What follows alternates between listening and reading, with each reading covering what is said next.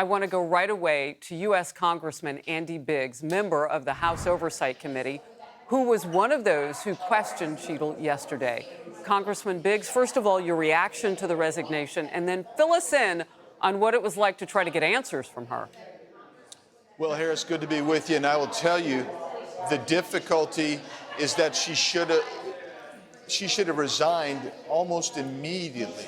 I mean, she took it 10 days, and it was because she wanted to actually continue in that position. We couldn't figure out why.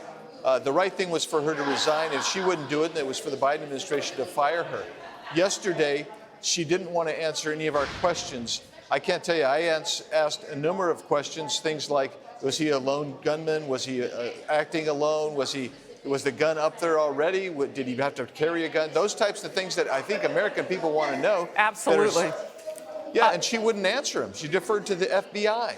I have to cut in because we do have that breaking news statement now from President Biden. I'm glad you're with me, Congressman Biggs, so I can get your first reaction.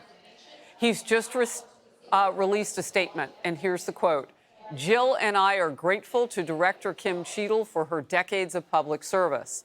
The independent review to get to the bottom of what happened on July 13th continues, and I look forward to assessing its conclusions. We all know what happened that day can never happen again, end quote. Now, a couple of curiosities I have about that. Why is Jill included? This is not some sort of a condolence letter to someone after a loss, a personal loss. I would estimate she's included because the reason she even had that job as director of the United States Secret Service was because of her friendship with the First Lady. Your take?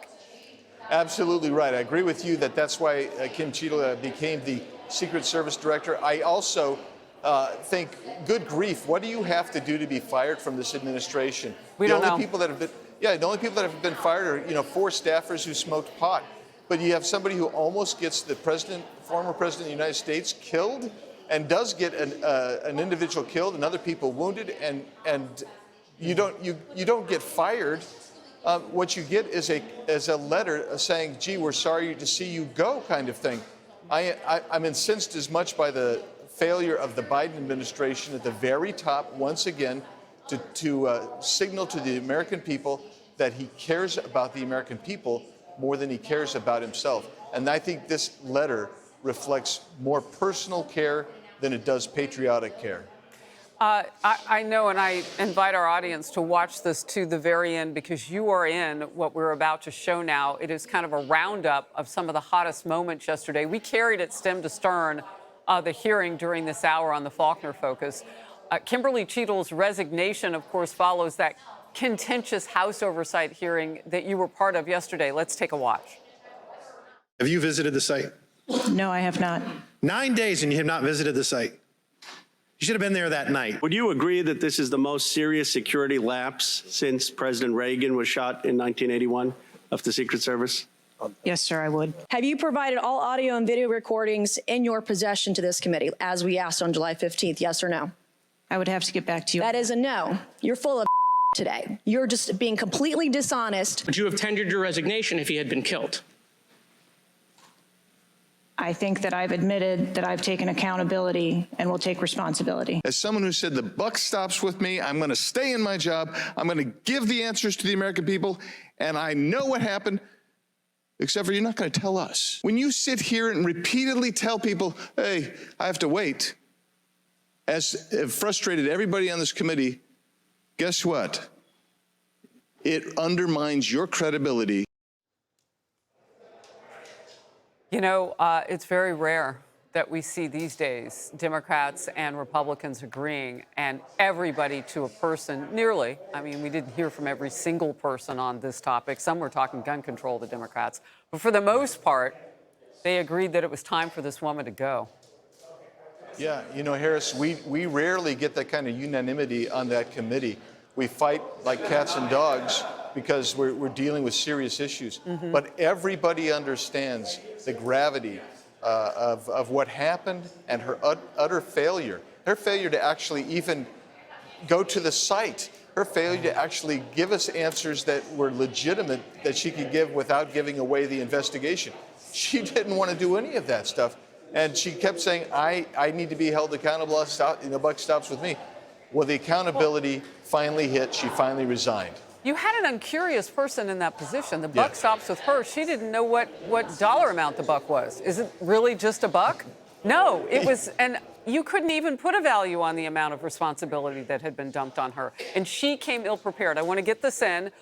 Former President Donald Trump has just released a statement, and here's part of that. It's a quote. "She never gave me proper protection, so I ended up having to take a bullet for democracy," end quote.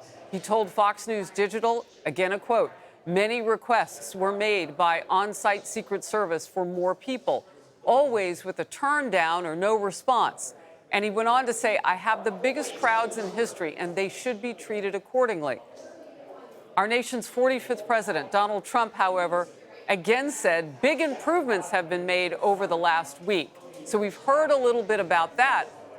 But I mean, it really wasn't even on her watch because she couldn't tell you any changes, really. She said, well, I've made some changes, but she didn't give any detail. I questioned whether or not she could even give us an accounting of what was changing. Yeah, I agree with you. I mean, what we saw, for instance, at the RNC, you saw a completely different team, a team of big, burly guys who were tall as the president is, so they could actually provide that versus, you know, I'm not trying to denigrate the immediate detail that was there, but I mean, physically, they were very different. I mean, and that's got to be part of the protection detail, right? I mean, and she continued to emphasize she's a DEI type of director, and when you place DEI over merit, you're going to sometimes have bad mistakes, and she has a no-fail mission at the Secret Service to protect these individuals, and she utterly failed, and that's because I think philosophically she didn't get the full measure of the job. You know, I'm glad that you and I have conversations on the air a lot because I can ask this question, and I know that you know I'll probably ask something like this. When you say DEI, you know, you get some people's ire up about that because she is a woman, but the point you're making is her last job was CEO for Pepsi. And while it can be a delicious drink, particularly with a slice of lime, I don't know if that was current enough experience in the Secret Service for which she served a couple of decades to be applicable to what was called upon her to lead at this time.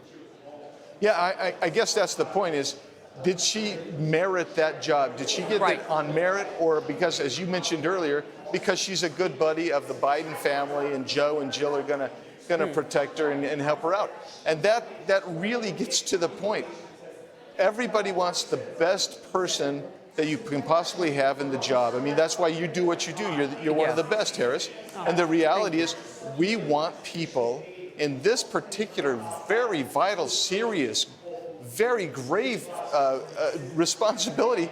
We don't want to wonder, oh, well, you know, why were you hired just because, or were you knew somebody, you were a friend of the Bidens, or were you hired because you are absolutely the best strategically, tactically, physically, in training, and so you educate your troops. I literally talked to an HSI agent yesterday because there were HSI agents on the ground there. And I said, what kind of training do you guys get for protective detail? He said, we get a PowerPoint training. That's it. That's not training. That's putting a Band-Aid over something. That's asking people who are trained to investigate narcotics or illegal immigrants, those types of things, and saying, look, we need your warm body here, so what we're going to do is give you this PowerPoint training. That's what I mean by DEI type stuff, where they hired somebody who was not prepared to make the changes and lead this agency the way she should. Last quick one for you, and we do have Republican Senator John Barrasso of Wyoming standing by.